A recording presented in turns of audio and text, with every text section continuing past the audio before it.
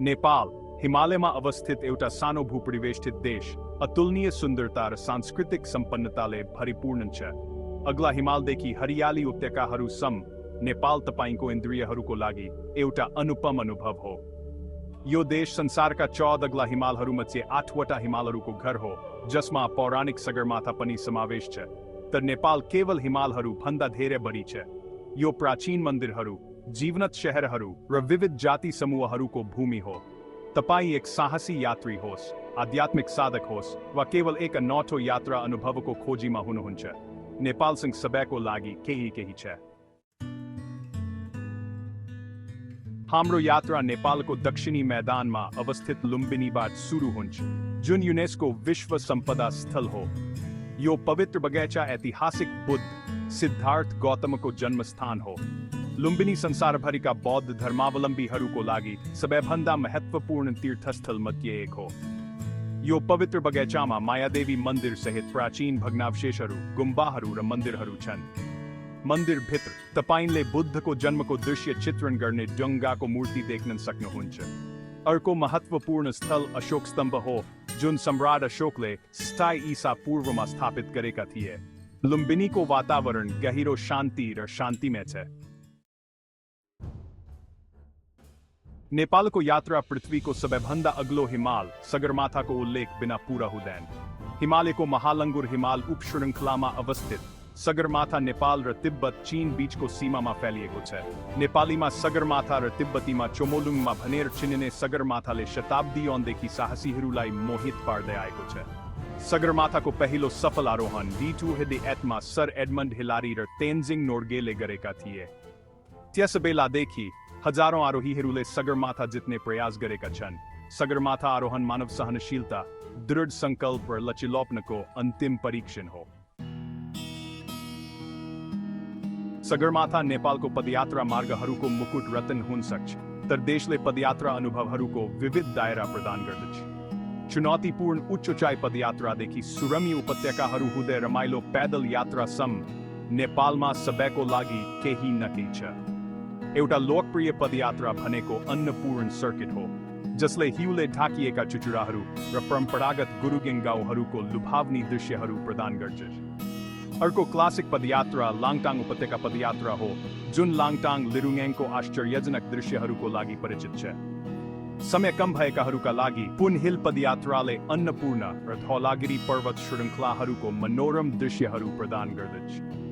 नेपालमा पदयात्रा भनेको हिमालयको प्राकृतिक सौन्दर्य र सांस्कृतिक सम्पन्नतामा आफूलाई डुबाउनु हो। नेपालको विविध भूगोल र हावापानी क्षेत्रहरूले वनस्पति र जीवजन्तुहरूको अविश्वसनीय श्रृङ्खलाको उदय गरेको छ।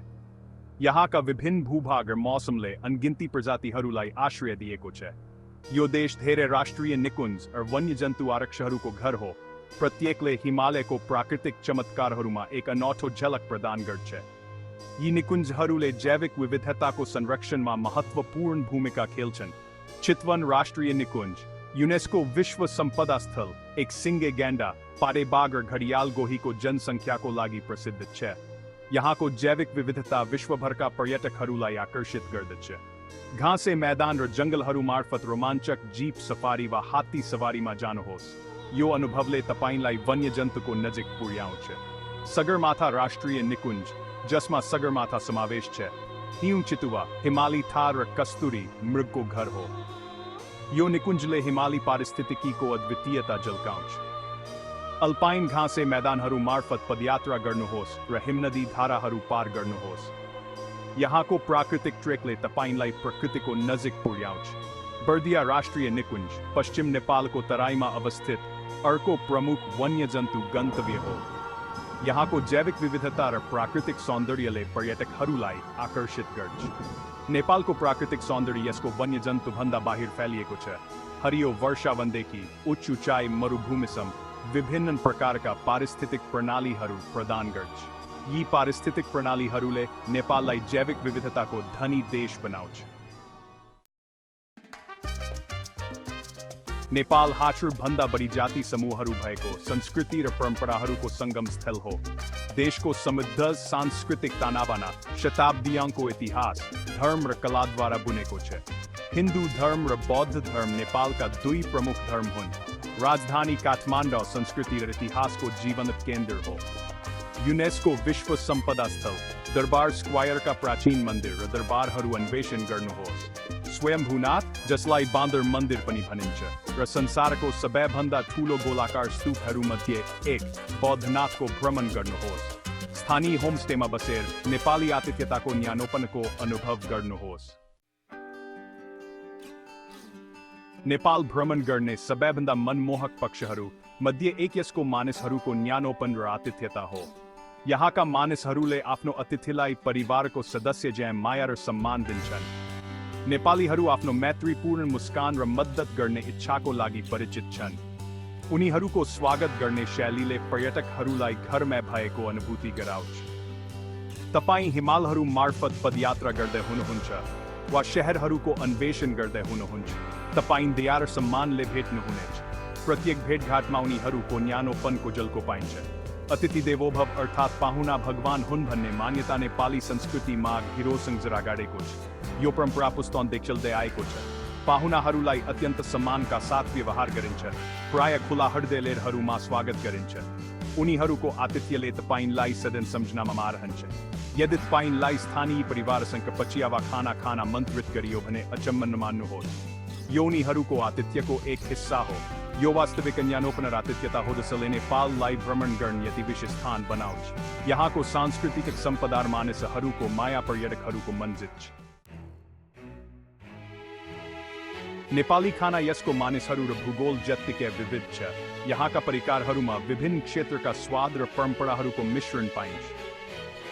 सबैभन्दा प्रसिद्ध नेपाली परिकार दाल भात हो, जुन भात, दाल र तरकारीको तरकारी मिलेर बनेको मुख्य खाना हो। यो परिकारले नेपालीहरूको दैनिक जीवनमा महत्त्वपूर्ण भूमिका खेल्छ। दाल भात सामान्यतया अचार र चटनी जस्ता विभिन्न प्रकारका साइड डिशहरूसँग दिइन्छ। यी साइड डिशहरूले परिकारलाई अझ स्वादिष्ट बनाउँछन्। अर्को लोकप्रिय परिकार मोमो हो। तरकारी, मासु वा पनिरले भरिएको बाफ वा तारेको डम्पलिङ। मोमोहरू विभिन्न चटनीहरूसँग खाइन्छ। तातो खाना मन पराउनेहरूका लागि गोर्खाली खसी अवश्य प्रयास गर्नुपर्छ। यो परिकारले तपाईंको जिब्रोमा मसालाको स्वाद छोड्छ। यो स्वाद पूर्ण करी मसलाको गाढो रसमा पकाएको कोमल खसीको टुक्राहरूबाट बनाइन्छ। यसको स्वादले तपाईंलाई नेपालका पहाडी क्षेत्रको सम्झना गराउँछ। चिया, नेपाली चियाको कपले तपाईंको खाना पिउनुहोस्। सामान्यतया दूध र चिनीको साथ दिइन्छ। यो चियाले तपाईंको दिनलाई ताजगी दिन्छ। नेपालको पाककला दृश्यले तपाईंको स्वाद कलिकाहरूको लागि रमाइलो यात्रा प्रदान गर्दछ। यहाँका परिकारहरूले तपाईंलाई नेपालका विभिन्न संस्कृति र परम्पराहरूको अनुभव गराउँछन्। पर्यटनले नेपालको अर्थतन्त्रमा महत्त्वपूर्ण भूमिका खेल्छ। जनसङ्ख्याको ठूलो हिस्सालाई रोजगारीका अवसरहरू प्रदान गर्दछ। देशको आश्चर्यजनक प्राकृतिक सौन्दर्य, समृद्ध सांस्कृतिक सम्पदा र साहसिक पर्यटन अवसरहरूले संसारभरका पर्यटकहरूलाई आकर्षित गर्दछ। हालैका वर्षहरूमा नेपालले पर्यटक आगमनमा निरन्तर वृद्धि देखेको छ। नेपालमा पर्यटन क्षेत्र निरन्तर विकसित भइरहेको छ। नयाँ पदयात्रा मार्गहरू र साहसिक पर्यटन गतिविधिहरू सहित नेपाल सरकारले पर्यटन पूर्वाधार विकास गर्न विभिन्न पहलहरू कार्यान्वयन गरेको छ। एक जिम्मेवार यात्रीको रूपमा स्थानीय व्यवसायहरूलाई समर्थन गर्नुहोस्, स्थानीय चलनहरूको सम्मान गर्नुहोस् र आफ्नो वातावरणीय पदचिह्न कम गर्नुहोस्। नेपाल आउने धेरैजसो आगन्तुकहरूलाई देशमा प्रवेश गर्न भिसा चाहिन्छ। काठमाडौँको त्रिभुवन अन्तर्राष्ट्रिय विमानस्थल र निश्चित भूमि सीमानाकाहरूमा आगमनमा भिसा प्राप्त गर्न सकिन्छ। नवीनतम भिसा नियमहरू र शुल्कहरूको लागि तपाईंको स्थानीय नेपाली दूतावास वा वाणिज्य दूतावाससँग जाँच गर्नु उचित छ। तपाईंलाई नेपालमा तपाईंको बसाइभन्दा कम्तीमा 6 महिनाको लागि मान्य राहदानी चाहिन्छ। तपाईंको भिसाको लागि आवेदन गर्दा तपाईंले राहदानी आकारको तस्बिर प्रदान गर्नुपर्नेछ र भिसा शुल्क तिर्नुपर्नेछ। भिसा सामान्यतया 15, 30 वा 90 दिनको लागि जारी गरिन्छ। एकचोटि तपाईंले आफ्नो भिसा प्राप्त गरिसकेपछि तपाईं नेपालको आश्चर्यहरू अन्वेषण गर्न स्वतन्त्र हुनुहुन्छ। सगरमाथाको उचाइदेखि लुम्बिनीको आध्यात्मिक शान्तिसम्म नेपालले एक अनौठो र अविस्मरणीय यात्रा अनुभव प्रदान गर्दछ। देश को आश्चर्यजनक प्राकृतिक सौंदर्य, समृद्ध सांस्कृतिक संपदा र न्यानो आतिथ्यले तपाईंको इन्द्रियहरूलाई मोहित पार्नेछ। तपाईं एक साहसी साधक होस्, आध्यात्मिक साधक होस्, वा केवल सामान्यबाट बच्न चाहनुहुन्छ, नेपालसँग सबैको लागि केही न केही छ। त्यसोभए आफ्नो झोला प्याक गर्नुहोस्, आफ्नो उडानहरू बुक गर्नुहोस् र नेपालको जादुबाट चकित हुन तयार हुनुहोस्। हिमालय हुँदै पदयात्रा गर्नुहोस्, स्थानीय संस्कृतिमा आफूलाई डुबाउनुहोस् र नमस्तेको वास्तविक अर्थ पत्ता लगाउनुहोस्। नेपाल पर्खिरहेको छ, खुला हृदयले तपाईंलाई स्वागत गर्न र तपाईंले सधैँभरि सम्झनुहुने अनुभवको साथ।